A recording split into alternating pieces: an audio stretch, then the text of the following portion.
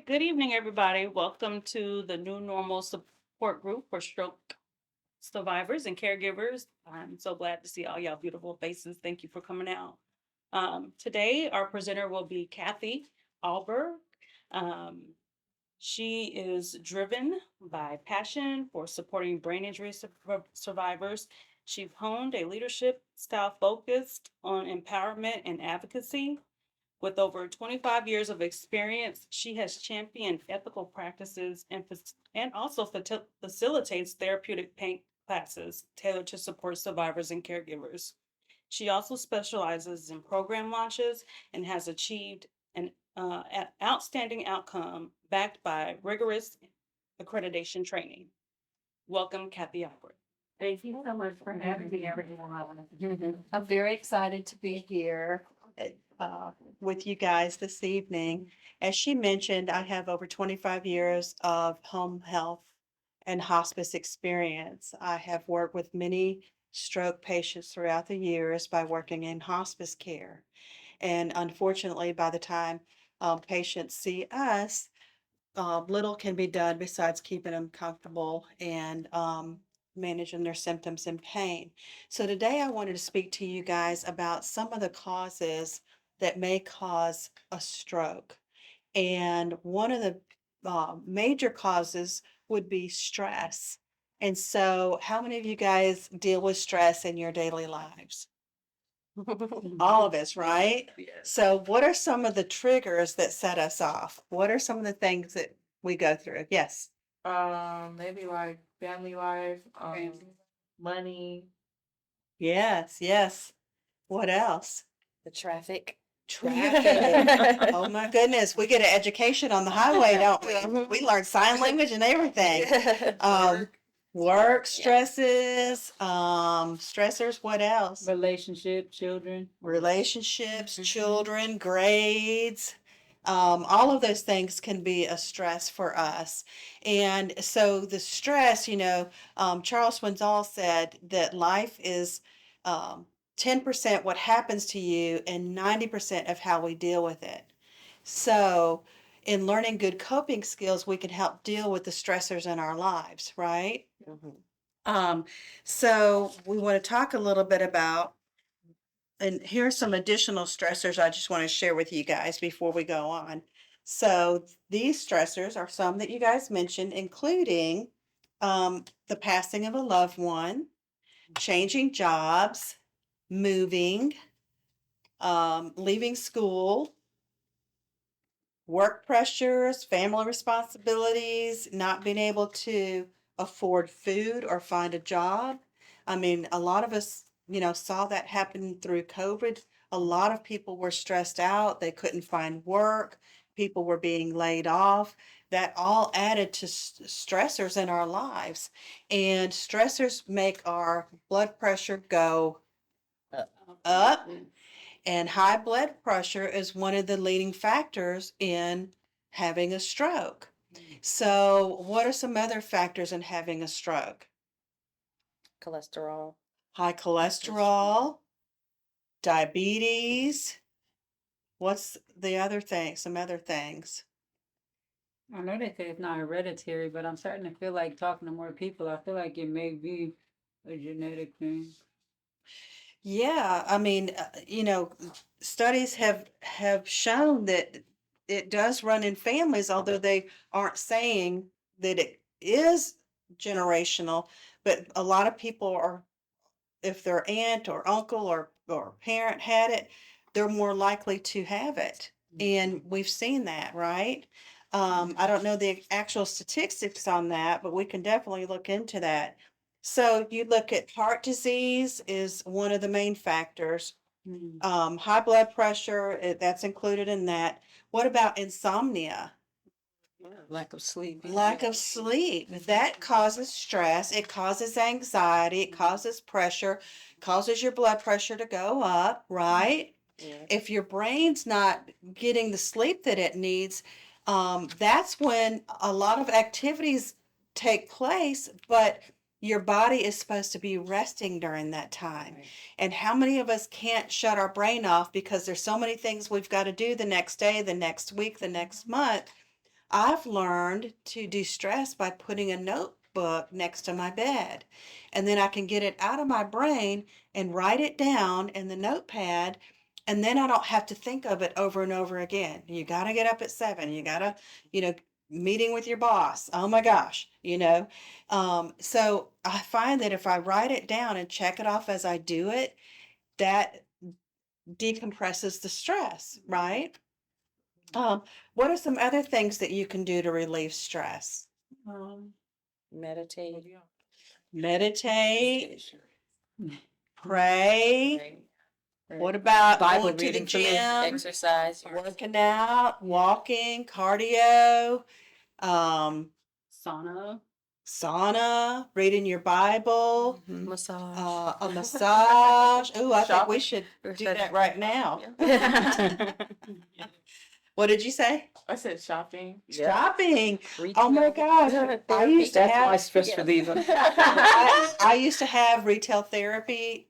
That's what helped me get through a lot of stress in my life, and I cannot park in my garage. Yeah, but then I added Yeah. more stress on by financially Then getting you have debt. the financial stress, and then you have the mess, and then you have to have a yard sale or whatever to get rid of it. So it adds Now. more stress. So I've stopped doing that. Thank goodness. So we want to change our lifestyle. And, you know, I'm a cancer survivor from 2016, and I survived breast cancer. And one of the things that I was taught, my sister actually came and helped take care of me, and she started making all these healthy juices. She threw away all the junk food in my refrigerator and my cabinets and started preparing healthy meals for me. So changing the way we eat, not eating fast food, not eating junk food, not drinking sodas, drinking more water, right? Cutting back on alcohol because alcohol has a lot of sugar. And studies show that that can lead to high blood pressure, weight gain, other stressors. So keeping a healthy weight is also a factor because when we eat poorly, what happens to our arteries? Get clogged. They get clogged. We get, you know, great numbers on the bad cholesterol and bad numbers on the good cholesterol. Yeah. And so we need to reverse that. And when you're in your 20s, you don't think about this, you guys. But healthy eating habits begin in adolescence. And so we control what our children eat. And that is the time to actually help them make better choices, right? So what about smoking? Is that a factor? Yes. Definitely. It's a huge factor in strokes. Absolutely. It really greatly increases your chances of having a stroke. And they say even quitting can help lower the risk of having a stroke. So, you know, make up your mind that you're going to quit that and get healthy. Controlling diabetes, especially if diabetes runs in your family, you know, be aware of that. And like we said, make those decisions, those better choices. What about medication? Yeah, you want to make sure you Yes. take your meds. Take your medicine as prescribed. Don't wait, you know, and skip doses and things of that nature and then wonder why your blood pressure is shooting up. It's very, very important if your doctor has you on a regimen to follow that regimen. And I have seen honestly, my brother-in-law reduce his chances of having a heart attack and a stroke because he lost over 75 pounds in a year by watching what he ate. They got a dog. He started walking the dog. You know, he was very active. He wasn't living this sedentary lifestyle. He used to work and work and work. He'd come home, eat, and sit on the couch because he was so exhausted. And now he paces himself and he really is in a much better and healthier position. So, talk to your doctor, talk to your healthcare team, and they will also give you other tips to help you stay healthy. But as you can see right now, we're doing a great job of staying active and doing our painting class tonight. We're not at home on the couch watching TV Eat and devil dog. eating snack food and junk food and ice cream. Right. But we are definitely advocates for patients who've had a stroke and stroke prevention. So if you need more information, please go to our website. We're here to help you guys in any way that we can and get the information out there to help prevent strokes in our loved ones and our community around us. So thank you so much for having me tonight. I appreciate it so much. Thank you. Absolutely. Thank you. I can't wait to was see nice. your picture now. Thank you, Kathy, so Um, much. Yeah. Thank you. Can you so like painting, what are some therapeutic I needed a minute to get started, but once I got rolling, I'm fixed. Okay. What now? as far as painting, for people who may have experienced brain injury or Well- stroke, how, Is that it's therapeutic? therapeutic, but what are the benefits? The benefits of painting. Are we still recording? Oh, okay. I'm sorry. The benefits of painting, well, motor skills for one. They're using their motor skills. You're using your brain to control your hand and eye movement on the canvas. And so as you're painting with the brush, you're controlling that movement. You're trying to stay in the lines. Well, we have pictures tonight with lines, but normally a canvas will be blank. So don't be afraid to go outside of the lines and blend it a little bit with what is next to it, right? Use the shadowing and all of that. But as a stroke patient begins to paint, it may take them a little bit longer, and that's okay. The most important thing is to do it, to push yourself, to try to achieve what you couldn't achieve a month ago, to work hard, things you couldn't do last year, set goals and make up your mind, hey, painting is something I want to achieve this year. I'm going to take my time, I'm going to learn the skill, and I'm going to keep at it until I feel that I've got it perfected.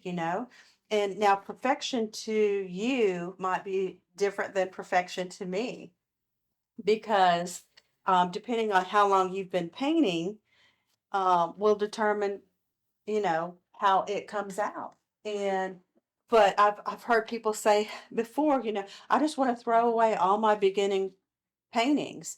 But don't do that because that shows how far you've come.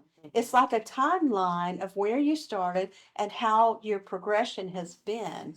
And that's the same with a stroke patient, is to just keep pressing forward, and don't give up because, you know, um, I see these cartoon things that come up sometimes online, and a guy has an axe and he's in a cave and he's chipping away, and he's this far from getting all the gold that he wants, but he gives up and he quits. And it shows him walking back where the other guy is going forward, and who gets the gold? The one that keeps going, right? So don't give up. Push means to keep pushing until something happens. So don't limit yourself. You hear that? Don't stop, yourself. If you desire to go to You hear that? college and you have had a Keep stroke, pushing. you just keep pushing yourself. You can make it happen. There's resources out there for you. There's things that you can do. Just don't give up. And this group is a great support system for those who have survived a stroke, to help them, reach outside of the box and learn to do different things and achieve different goals in their lives. So, the sky is the limit. Thank you. I have a question. Are you a stroke survivor? Yes, I am. Do you mind sharing your story? I It's don't. my first time meeting you. so Okay, I'll hear all you. right. Well, Let I'm me get a pen. Anidra Lysa. I'm a pediatrician, first of all, and then I had a stroke in 2010 when I was in residency. So it was the last day of vacation. I was due in the ER the very next day. So when I didn't show up, my attending knew that something was wrong. Mhm. But I can tell you that I had no Exist. existing factors other than the fact that I was on birth control. How old were Yeah, you? I was 33. Yep. I'm Wow. 33. Okay. Yeah. Good. So It has what did no you get on age, birth no. control? I was on birth control. I had been on birth control about 15 years off and on though. And I was on the NuvaRing at the time. Really? Yeah. How did that impact it? So, um, they say that birth control can affect your cholesterol and things of that nature, but I had no increased cholesterol. I didn't smoke. I'm still the same size that I am now.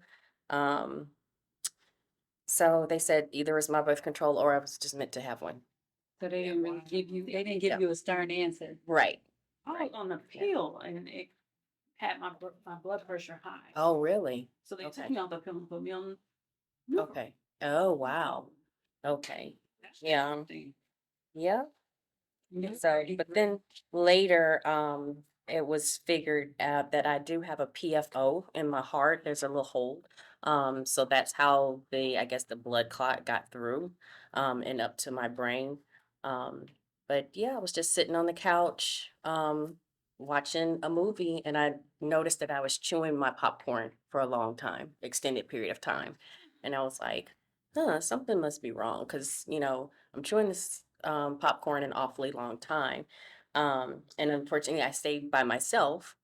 Um, so then I think I had raised my arm up with my left hand. I raised it up I raised up my right hand.